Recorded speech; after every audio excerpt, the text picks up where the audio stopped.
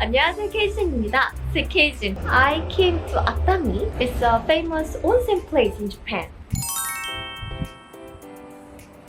Today's video is not about Atami, but when you visit Japan, there are some manners that you should know. Even though you're a foreigner, it's very important that you don't bother other people. Today, I'm going to introduce that during my trip. And if you like this video, please don't forget to give like and subscribe. Let's go!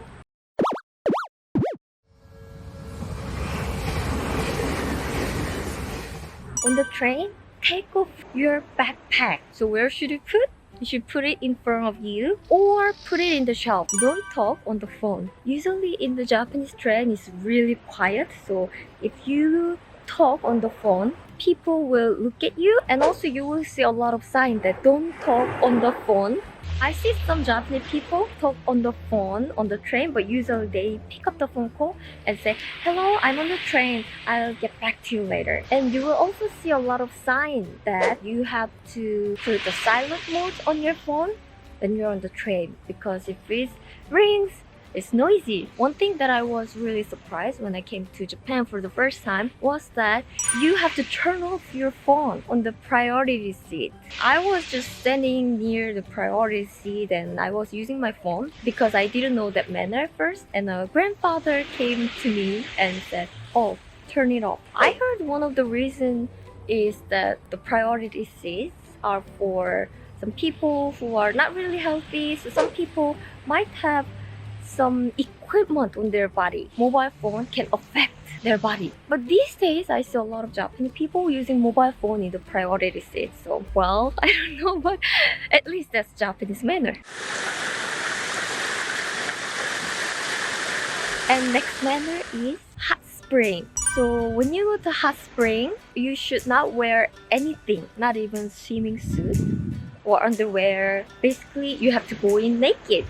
Put your belongings in your room or as the counter, because not all onsen has lockers. You might just have to put your belongings in the basket. If you have any valuable things, it's recommended to put it in the room or put it in the separate place. You can bring a small towel to onsen, but don't put it into the bathtub. So what is that towel for? I know you feel a bit shy, so you can hide your body with that small towel. After the bath, you have to remove the water from your body so you don't soak the floor. So since you cannot put the towel into the bathtub, what should you do while you are in the bathtub? Usually they fold it and then put there on their head.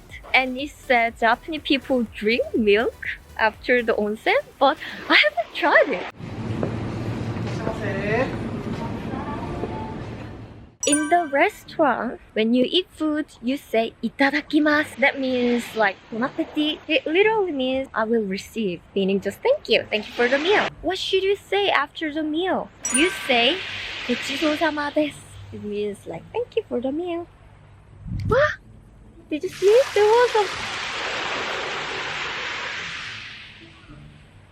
There's a small crack.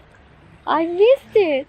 When your food is served, wait for others. Wait for other people to get their food and they start eating together. Even though your food is served first, they don't start eating. And don't stab your rice with chopsticks. People usually do that for funeral. So if you do that, it reminds Japanese people of the funeral during the meal time, so it's not good. Sometimes you might have some shared dish, and in that case, you should not use your chopstick directly, but use the opposite side of your chopstick and move the food into your dish. Blowing your nose is not a good manner. So if you want to blow your nose, you can say, "Oh, excuse me, go to the toilet," or try not to make noise and just wipe it.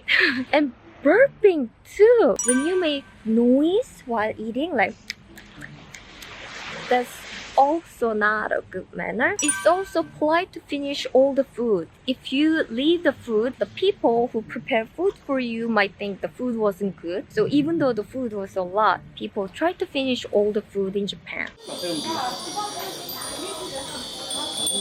In the temple, you can always film outside. It's very beautiful. But in most cases, you're not allowed to take picture or video inside the building.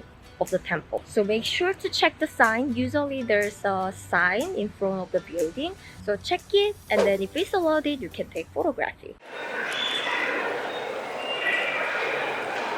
In Tokyo, people walk on the left side. So if you walk on the right side, you might bump into a lot of people. So if you want to walk easily, then go to on left side. The funny thing is, if you go to Osaka, the Kansai area, it's opposite. So you have to walk on the right. So it's really confusing. I live in Tokyo, so I'm really used to walking on the left side. So when I go to Kansai area, I naturally go left side. Then everyone is on the right, so I have to move it. In Japan, the street is really clean and there are not so many trash cans. So if you have any trash, carry your trash with you. Or if you go to konbini, you can throw them away. There are some basic phrases that foreigners always learn before coming to Japan. I think that's amazing. That's very polite. But somehow they learn the informal phrases. So for example, arigato means thanks and it's informal.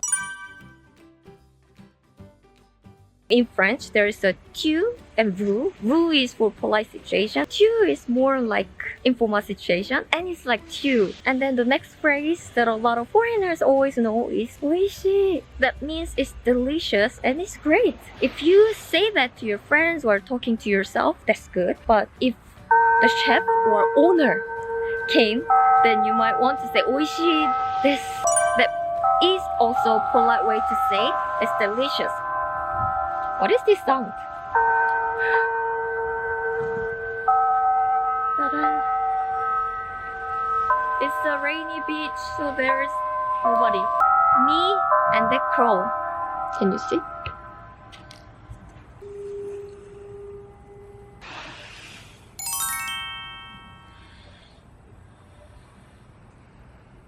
So thank you very much for watching this video. I hope you enjoyed it. And if you liked it, don't forget to give thumbs up and subscribe. Thank you and see you in my next video. Bye bye.